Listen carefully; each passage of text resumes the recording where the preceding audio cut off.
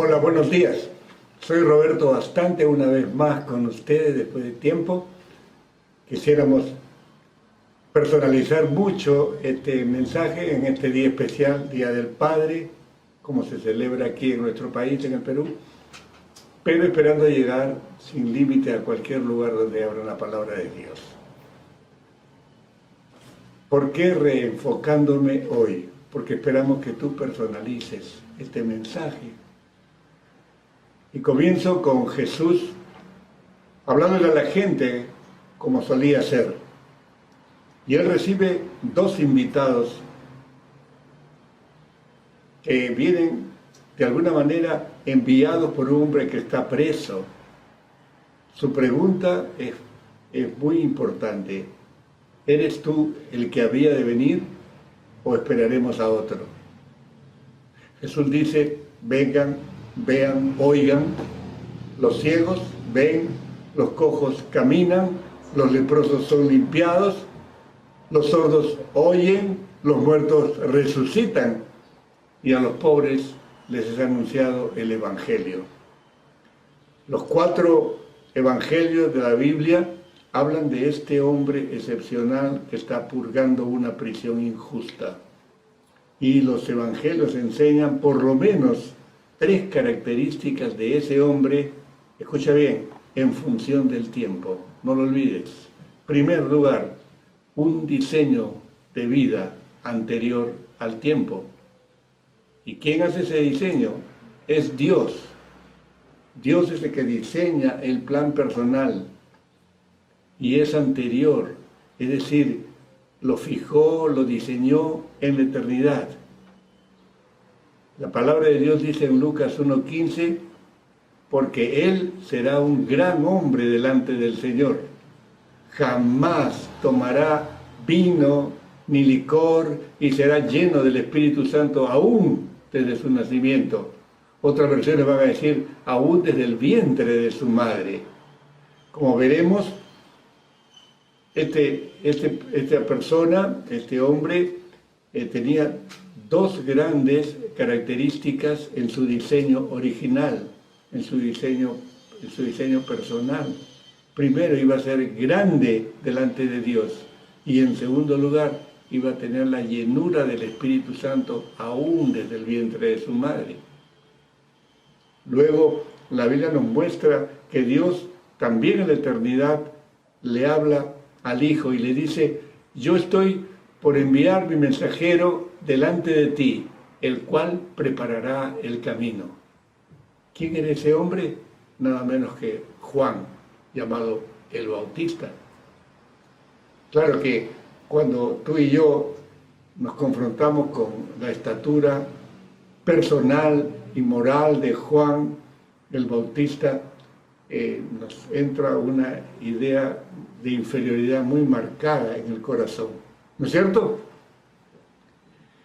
Y no solo de Juan tiene un plan eterno Dios, y eso es lo maravilloso y lo desafiante para nosotros, porque en el Nuevo Testamento, en Efesios 1:4, Pablo escribe diciendo, según nos escogió en Él, es decir, escogidos en Cristo, antes de la fundación del mundo, ¿entiendes? Para que fuésemos santos y sin mancha delante de Él, en amor.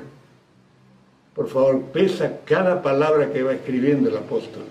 Habiéndonos predestinado para ser adoptados hijos suyos por medio de Jesucristo, según el puro afecto de su voluntad. Como verás, la palabra allí nos dice que hubo una elección hecha en la eternidad, con un diseño de hombres y mujeres que fuesen santos y sin mancha delante de Él. Motivado por su amor incomparable, habíamos sido predestinados para ser adoptados hijos suyos por medio de Jesucristo.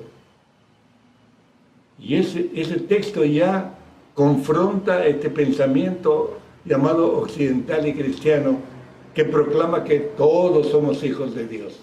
Y eso no es verdad, no es verdad y la Biblia desmiente eso, porque la Biblia habla de una adopción. Lo lindo es que también para nosotros, por pura gracia, es decir, como un regalo que recibimos sin merecerlo, Dios tiene un diseño de vida, también para ti, también para mí. En este Día del Padre me gustaría confrontar a todos los padres que están escuchando o viendo este pequeño mensaje. ¿Comprendes que tienes un diseño original gestado antes que el mundo fuese? ¿Está en el corazón de Dios desde entonces?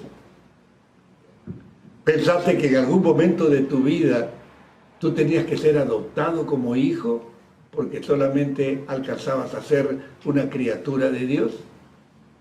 Sí, estás celebrando hoy el Día del Padre, pero hagamos unas cuantas preguntas a tu corazón. Sí, tú eres padre porque un día te enamoraste, pero con el transcurrir de los años andas quejándote de ese matrimonio y dices, la rutina mató el amor.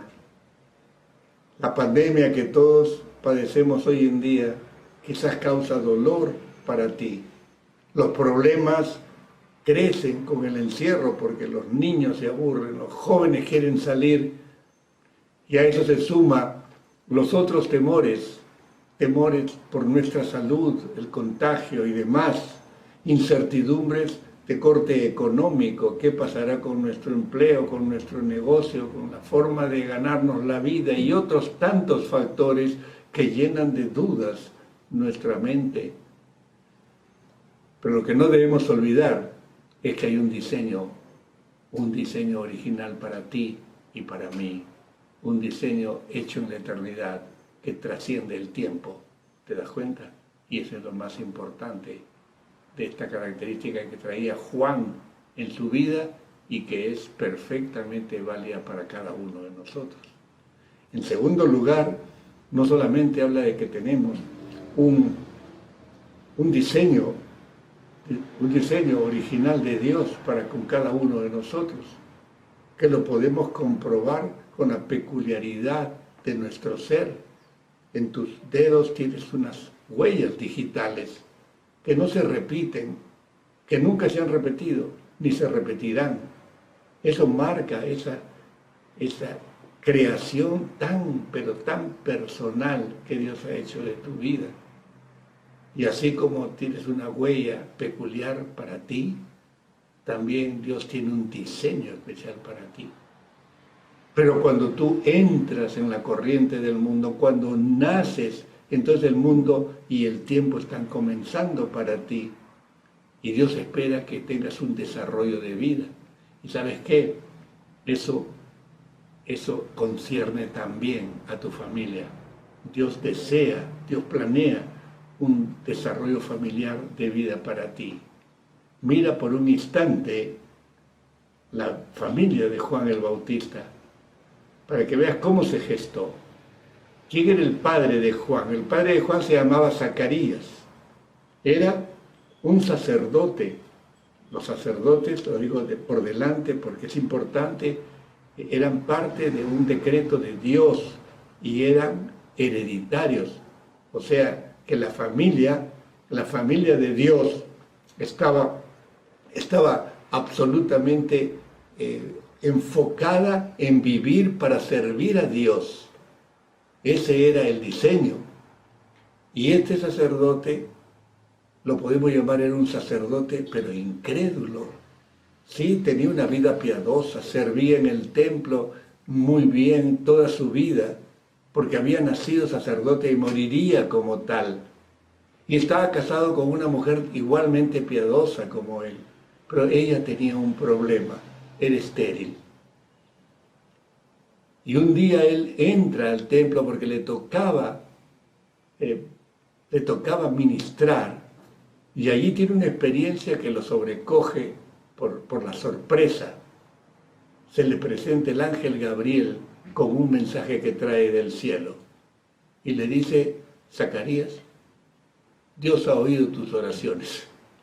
Es obvio, porque si él tenía tantos años casado con Elizabeth, su esposa, era obvio que estaban orando para que Dios les considerara en la descendencia y tener un hijo y tener dos y tener una familia. Y encontrarse con la esterilidad de ella los frustraba y les hacía orar y orar pidiendo un cambio. Y ahora de repente aparece un ser sobrenatural con un mensaje tan estremecedor.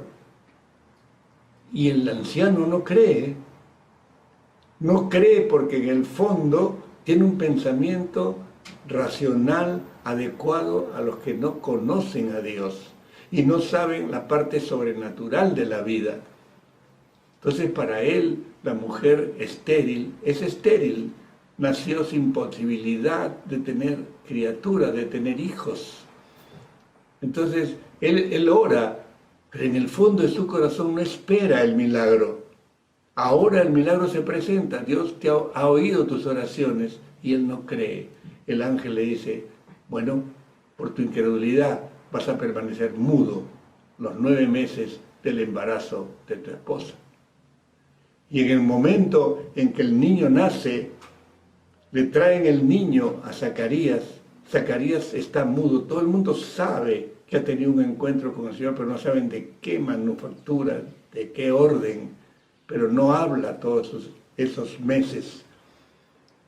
Y él recibe a su hijo y le dice, y tú, niñito, profeta del Altísimo serás llamado, porque irás delante, mira cómo le habla a la criatura, irás delante de la presencia del Señor para preparar sus caminos, para dar conocimiento de salvación a todo el pueblo, para perdón de sus pecados. Es decir, ese día, este hombre tiene un encuentro, una llenura del Espíritu Santo experimenta en su corazón y por primera vez entra en esa corriente de conexión con el cielo. ¿Y qué pasó con ella, con Elizabeth, su madre? Dice la Escritura, versos más adelante, en el 1:24, 25, siempre de Lucas, dice que ella lo tomó de una manera también muy mundana, muy horizontal. Dice que se recluyó en casa los 9 meses. ¿Te das cuenta? Y no quería salir para nadie. ¿Y por qué se recluyó en casa? Porque ella al concebir a Juan pensaba que la afrenta había sido desalojada. ¿Qué cosa era la afrenta? La afrenta era el hecho de ser estéril. Para ella, ser estéril en su sociedad, en la sociedad del Medio Oriente de la época, por supuesto, era casi un insulto. Era considerada a la mujer inservible, inútil para la vida. Pero ¿sabe lo que sucede? Ella recibe ese estado de gestación como una forma de compensación que Dios le ha hecho. Y le ha quitado esa afrenta, como ella la llamaba. Ya no es la mujer inútil, ahora es una mujer digna, porque tiene un embarazo en su vientre. Y transcurren así 6 meses, cuando María, su prima, recibe también el mensaje del cielo que va a concebir al Hijo de Dios en su vientre por obra del Espíritu Santo. María va a visitar inmediatamente a su primo porque sabe que ya tiene 6 meses de embarazo, sabe que ella era estéril y que se ha producido un milagro en sus vidas. Y es interesante porque cuando se encuentran y María saluda a su prima, la prima que está allí sentada, ella percibe el golpe de su hijo en el vientre, como cualquier madre que va a tener un bebé. Las madres dicen, ¿cómo patea a mi hijo? No me deja dormir. O está jugando en el vientre. Pero nunca llegan las mujeres quizás a pensar que hay emociones en esa criatura, y las hay. Y ella en ese momento es llena del Espíritu Santo y tiene esa experiencia personal y sobrenatural con el Espíritu de Dios. ¿Te das cuenta? Y cuando se encuentra con la prima le dice, María, bendita tú eres entre todas las mujeres y bendito es el fruto de tu vientre. Y después dice, para que todo el mundo lo reconozca, y bienaventurada, feliz, bendita, santa, la que creyó. Bendita la que creyó.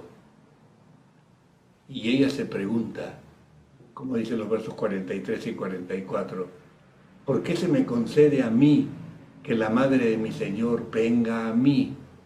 Y le explica, porque tan pronto como llegó la voz de tu salutación a mis oídos, la criatura saltó de alegría en mi vientre. Y yo quisiera que por un instante nos identifiquemos con Elizabeth. Piensa en lo que está sucediendo en ese momento. 2 mujeres embarazadas, las 2 tienen a sus bebés vivos, concebidos. Y qué interesante, el niño que mora en Elizabeth se goza de tener delante de él, a quien él va a ser su Señor. ¿Cómo se da esa interconexión si no entra la sobrenaturalidad de Dios? ¿Tú puedes explicarlo? ¿Alguien puede explicarlo? Pero es un momento tremendo, porque el Espíritu Santo está llenando el ser de Elizabeth y está entrando, igual como entró su marido al nacimiento del bebé más tarde, y entrando en esa llenura del Espíritu Santo, en esa nueva relación. ¿Por qué? Porque Dios los está capacitando a ellos 2 como padres para desarrollar la familia. ¿Te das cuenta? De tal manera que su diseño original en la creación no se pierda, no se desvíe, no cambie de rumbo. Es importantísimo esto. Es interesante que ahora ella se goza con su hijo y Dios imprime en su vida cambios. Su marido, anteriormente incrédulo, ahora vive una relación con el Señor y sabe lo que está pasando con el hijo que nace. ¿Y qué pasó con el hijo? ¿Cómo fue su trayectoria? Bueno, el mismo capítulo 1 de Lucas, en su verso 80, nos dice, y el niño crecía y se fortalecía en espíritu. Su espíritu iba madurando. Y dice, y estuvo en lugares desiertos hasta el día de su manifestación en Israel. Por favor, subraye ese pensamiento. Estuvo en lugares desiertos, desde niño. ¿Te das cuenta? Ese niño seguramente ya había a esas alturas, si era un adolescente, no lo sabemos, pero él decide vivir en el desierto. Es una decisión de cambio de él. ¿Por qué? Porque él sabe a dónde lo está llamando Dios. Él sabe para qué ha nacido y cuál es el trámite de su vida. Él sabe que él encarna en un sentido el testimonio de Elías, el gran profeta de 8 siglos antes, que no había muerto, sino que había sido llevado a la presencia de Dios vivo.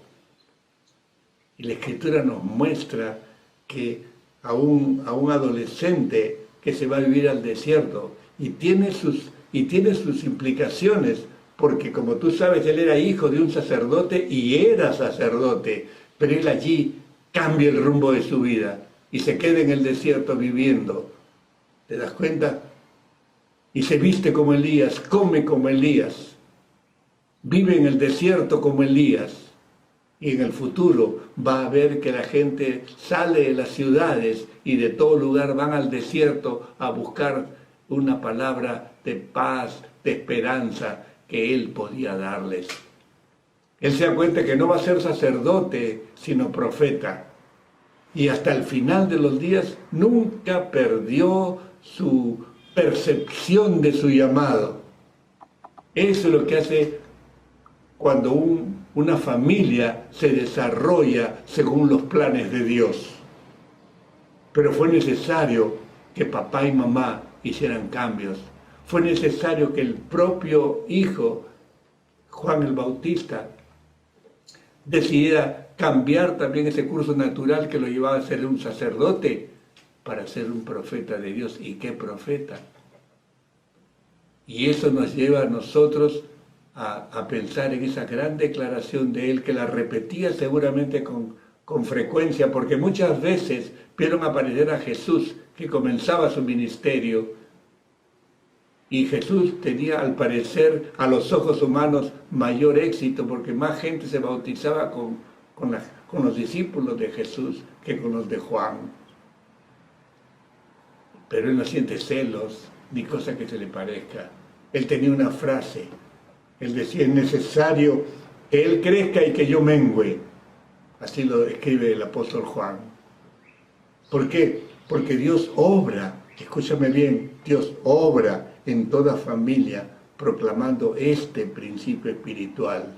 Dios puede conceder eso por la oración fiel de sus padres. Es decir, que un desarrollo de vida de corte natural, por ejemplo, si yo crezco en un hogar disfuncional con un padre drogadicto o violento que golpea a mi madre, veo a mi madre sufrida, quejándose de la vida y no estimándose ni siquiera como mujer. Entonces mis valores comienzan a ser transformados, comienzan a ser influidos. Muchas veces nosotros como pastores hemos visto en las oficinas de aconsejamiento cómo las personas abren sus corazones, un poco perturbados por lo que está pasando con su presente. Y alguna vez me dijo, pastor, yo odiaba tanto a mi padre cuando era niño por la forma como se portaba conmigo y con mi mamá, que yo me prometí, nunca seré como él. Y sin embargo, ahora casado, tengo problemas familiares y cuando hago una comparación me doy cuenta que estoy haciendo lo mismo que él hacía. ¿Te das cuenta? Ese es el curso natural de una vida. ¿Cómo se puede cambiar? Sí, la oración fiel de los padres puede cambiar esto. Y por eso en el Día del Padre te pregunto a ti, papá, ¿cómo puedes evaluar tu vida de oración por tu familia? Has tenido más de 90 días hasta aquí, más de 90 días en encierro por la pandemia. ¿Has desarrollado tu familia? Porque fuera de lo que se llama vida normal, tú tenías un trabajo y tenías también tu vida social y poco tiempo le dedicabas a tus hijos, poco tiempo le dedicabas al Señor. ¿No te parece que tienes alguna responsabilidad en la falta de desarrollo de tu familia en este sentido? Bueno, nos queda la pregunta para que tú la contestes en tu corazón. Pero hay una tercera y última característica. Si Dios ha tenido un diseño para la vida de Juan y para tu vida y la mía en la eternidad, y Él ha estado esperando que en el tiempo mi familia, mis padres y mi madre coadyuvaran ese diseño del Señor para que no se saliera del rumbo, y oraron y buscaron al Señor para que yo como hijo no me perdiera. Entonces yo tengo que entender que yo tengo que tomar una decisión en mi vida. Una decisión de vida porque el tiempo se cumple para mí. El Señor Jesús aplica la vida de Juan el Bautista a nosotros también hoy. Y tú puedes leer en el Evangelio de Mateo, el capítulo 11, los versos 11 y 12, y leo la versión internacional porque es muy clara.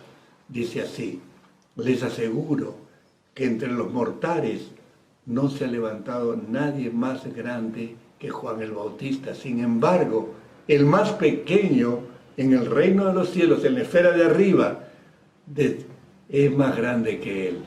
¿Te das cuenta de esa aparente contradicción? El Señor estaba diciendo, de todos los nacidos, mira los héroes del Antiguo Testamento, Abraham, Isaac, Jacob, David y todos los héroes de la fe de antaño, ninguno alcanza la estatura de Juan, dijo Jesús. Ninguno de los nacidos de mujer es más grande que Juan aquí, debajo del sol. Pero encima del sol, en la esfera de los cielos, allí donde se está gestando ya avanzando el reino de los cielos. Allí, el más pequeño de allí es mayor que Juan.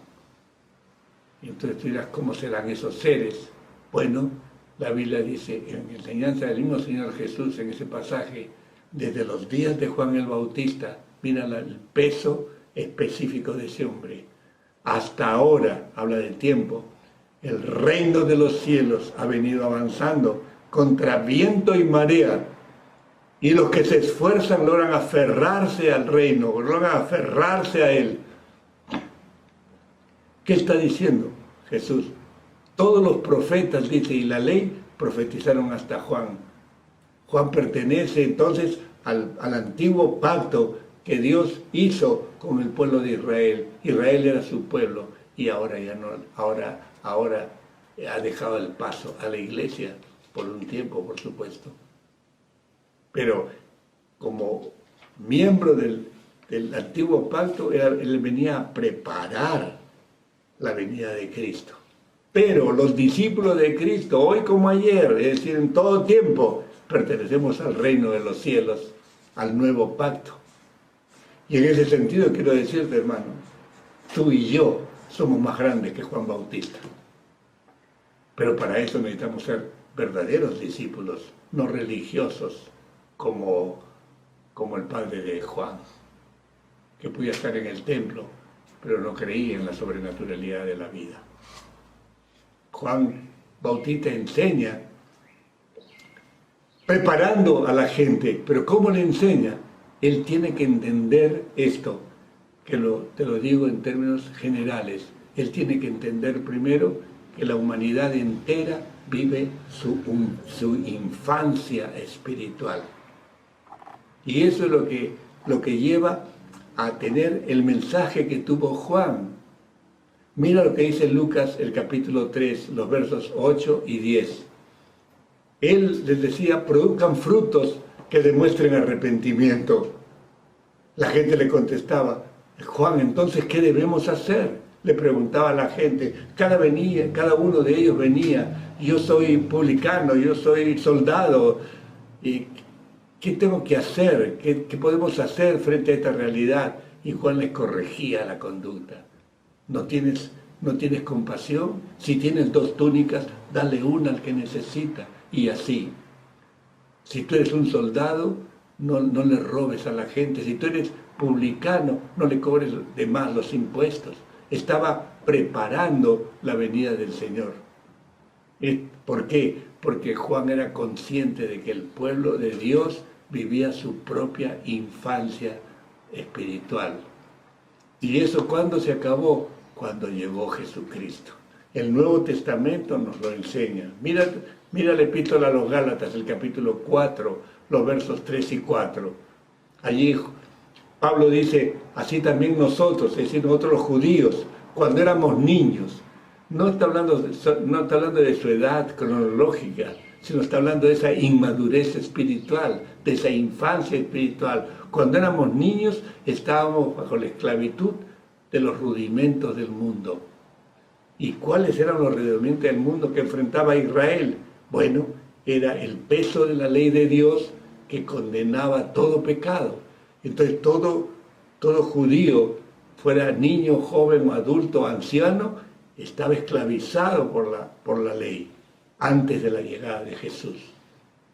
¿Y qué estaba pasando en el resto del mundo? Los que no pertenecían al pueblo de Dios, ellos tenían su propia infancia espiritual. ¿Te das cuenta? ¿Y qué cosa eran los rudimentos? Bueno, todo niño en Israel o fuera de él aprendía los principios espirituales, morales y culturales que lo preparaban para venir al Señor. Dios te lleve a ti a buscar tomar esa decisión de seguir a Jesucristo, de darte cuenta que te has equivocado en la vida y necesitas tú una nueva vida, un nuevo rumbo de vida. Sí, puedes tener la influencia del idioma griego, de la filosofía que ellos pusieron en marcha, de la forma de pensar aún como ellos. Puedes tener y haber heredado de Roma el gobierno, la ciudadanía, la forma como ellos se comunicaban por carreteras y todo lo demás. Puedes llegar a ver cómo los profetas pedían un cambio de conducta a través de los 10 mandamientos, pero lo tenían que esperar el tiempo oportuno, nunca mejor. Cuando termina Malaquías, el último libro del Antiguo Testamento, dice que el Elías que vendría en ese tiempo, haría volver el corazón de los padres a los hijos. Que estaba anunciando una reconciliación familiar. Por eso quiero preguntarte, ¿cómo está tu vida de oración con tu familia? ¿Comprendes que hay un diseño, un desarrollo y una decisión de cambio en tu vida? ¿Hay un desarrollo en tu familia agradable para Dios? ¿Qué podrías desarrollar en tu vida ahora que se avecina lo que los entendidos llaman nueva normalidad? Dios te bendiga en la búsqueda de esto. Amén.